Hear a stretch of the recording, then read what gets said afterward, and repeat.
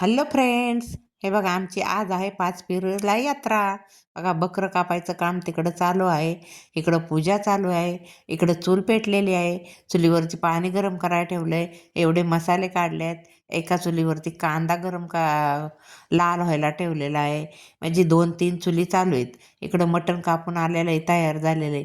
आता हे मटण कमी ते 15 ते 18 किलो मटण आहे. ह्या मटणाला मी आता टाकणार आहे मोठं मीठ ह्याच्यासाठी टाकायचं की ते मटण आटरून धरतं आणि त्याला पाणी सुटतं व्यवस्थित, म्हणून नेहमी मोठं मीठच वापरा मटणाला. आणि अर्धी पुडी मी हळदीची टाकलेली आहे. आणि आता मी एक जीव करून ते घेणार आहे. आमच्या घरी बकऱ्याचे वगैरे कार्यक्रम असले की मीच भाजी करते. आमच्याकडे आचारी वगैरे आम्ही लावत नाही, आम्हीच घरच्या घरी स्वयंपाक करतो. आणि आता हा कांदा लाल होते तोपर्यंत मी हळद मीठ लावून ठेवलेलं आहे. आता मटण मी शिजायला टाकणार आहे. पाणी गरम करून घेतलेलं आहे. आणि आता हे सर्व मटण मी एकजीव केलेलं ते आता मी शिजायला टाकले. कांदा लाल झालेला आहे तेलात. आणि आता ते मटण चांगलं हलवायचं आणि त्याला पाणी छान असं सुटून वाफलून द्यायचं.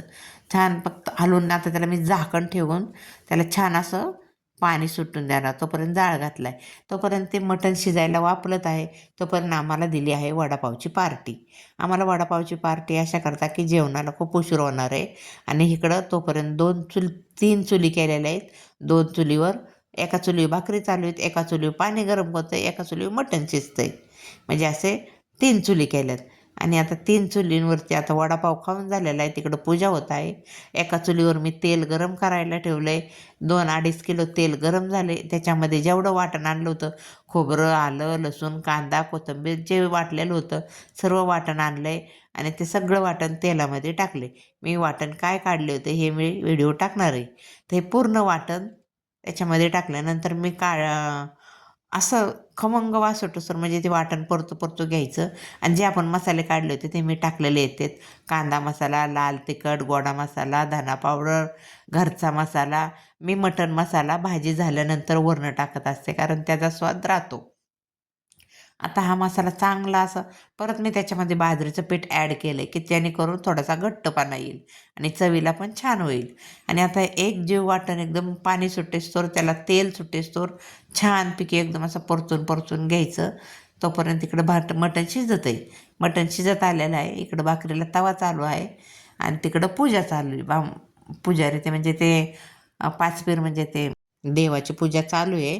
पिराची ते शेरा वगैरे चादर सगळं चढवून आता व्यवस्थित त्यांनी आता ती पूजा चालू केलेली आहे. चादर वगैरे शेरा वगैरे सगळं त्या पिराला घालताय. तोपर्यंत इकडं भाकरी भरपूर झाल्यात.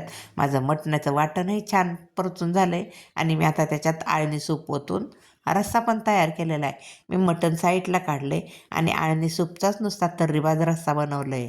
म्हणजे आळणी वाटी भरून द्यायची आणि रस्सा ताटात ओतून द्यायचा. इथे लोकांची गर्दी चालू झालेली आहे.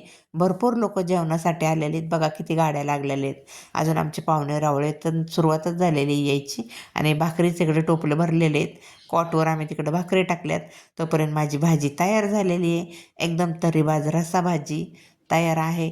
आणि छानपैकी तिचा स्वाद पण सगळीकडं सुटलेला आहे. आणि आता जेवायला तयार झालेलं आहे जेवण. एकीकडं कांदा लिंबू जेवण चिरत आहेत. आणि आता छानपैकी जेवण भाकरी झालेल्या आहेत. आणि आता तयार होऊन लोकांच्या पंक्ती जेवणाला पडणार आहेत. बघा किती सुंदर अशी तरी आली भाजीला आणि खूपच सुंदर अशी भाजी.